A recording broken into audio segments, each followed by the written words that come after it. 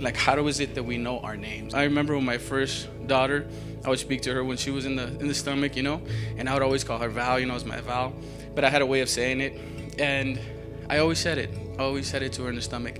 And when she was born, it was crazy as a trip that when she was born, I said her name. It was like literally in the delivery room, and she turned. She turned her face because she knew her name. The devil used the same tactic because he perverts everything that God does. We already know that. But he'll use the same thing in a perverted way, and he'll start calling you names. But you start to believe the lies, and you start to believe everything that he tells you because it's told to you time and time again. And the devil, he isn't going to play fair with you, okay? It's not like he's going to wait and, this is just a kid. I'm not going to tell him that. He's going to start since you're a kid. He's going to start telling you these things, and he's going to use those things you're most insecure about, and he's going to use those things that people might tell you. People that are, hurt themselves, and they start reflecting that hurt onto you. He'll use that against you too, and then you'll begin to adopt that. Everything that the devil calls you, that's not your name, right? You have to tell yourself that that's not your name. You aren't who the devil calls you, okay?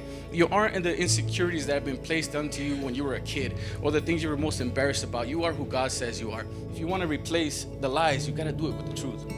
And you have to read the Bible. I'll say Jesus over those things that are bothering me. I had anxiety, depression, all that. I can go on about all those things that have happened to me. And I've literally pulled over on the side of the freeway from anxiety, just plummeting me, just getting me so scared and so fearless, into where now I go through those very things and I laugh. I go through those very sections, the very things of anxiety that used to give me anxiety, and now I laugh at it because of God, because of what he's done for me.